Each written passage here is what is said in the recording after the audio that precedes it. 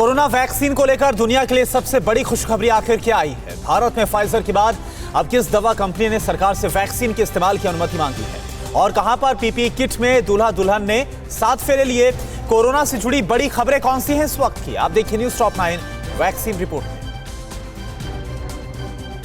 Britain में कल से लोगों को कोरोना वैक्सीन लगाने का काम शुरू होगा। 94 साल की क्वीन एलिजाबेथ को पहला वैक्सीन लगाया जाएगा। सरकार ने कुछ दिन पहले अमेरिकी दवा कंपनी फाइजर और जर्मन कंपनी बियोनटेक वैक्सीन के इस्तेमाल की मंजूरी दी थी। वैक्सीन के साइड इफेक्ट होने पर सरकार लोगों को मुआवजा देगी।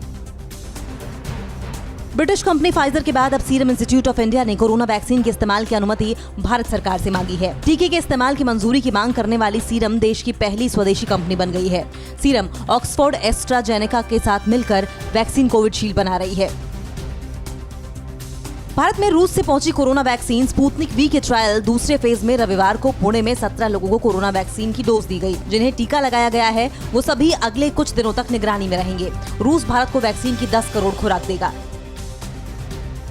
अमेरिकी राष्ट्रपति डोनाल्ड ट्रंप ने कहा कि कोरोना की वैक्सीन बस आने ही वाली है। कोरोना वैक्सीन पर तेजी से काम के लिए उनकी सरकार को कुछ श्रेय मिलना चाहिए। ट्रंप सरकार में स्वास्थ्य सचिव ने जो बाइडेन की कोरोना वैक्सीन को लेकर बनाई योजना में कमी को सिरे से खारिज किया। अमेरिकी राष्ट्रपति डोनाल्ड ट्रंप के वकील रूडी गिउलियानी कोरोना पॉजिटिव हो गए हैं। ट्रंप ने खुद ट्वीट कर रूडी गिउलियानी के कोरोना पॉजिटिव होने की जानकारी दी। ट्रंप की तरफ से चुनावी धांधली की शिकायत करने वालों में गिउलियानी भी शामिल रहे हैं। पाकिस्तान में कोरोना से निपटने के इमरान सरकार के दावे झूठे साबित हो रहे हैं। पेशावर में ऑक्सीजन सिलेंडर नहीं मिलने से 7 कोरोना संक्रमित मरीजों की मौत हो गई। बढ़ती ठंड से पाकिस्तान में कोरोना संक्रमण और तेजी से बढ़ने की आशंका जताई गई है। भारत में भी कोरोना की वैक्सीन बनाने के और उसकी ट्रायल की प्रक्रिया अंतिम दौर में है। इस बीच देश में पिछले 4 महीने में पहली बार कोरोना के बढ़ते नए मामलों में कमी आई है। स्वास्थ्य मंत्रालय के मुताबिक रविवार तक एक्टिव केसों की संख्या 4,03,248 है, जबकि 21 जुलाई को 4,02,529 थी।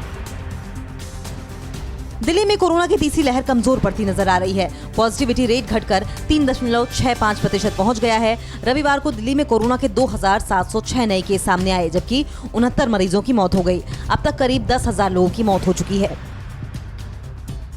राजस्थान के 12 के शाहाबाद में दुल्हन के कोरोना पॉजिटिव होने के बाद भी जोड़े ने सभी सरकारी गाइडलाइंस का पालन करते हुए शादी रचाई। दूल्हा दुल्हन पीपीई किट पहनकर कोविड सेंटर में शादी रचाने पहुंचे। पहले से ही शादी की पूरी व्यवस्था होने के कारण दोनों पक्षों ने शादी को टालने से मना कर दिया।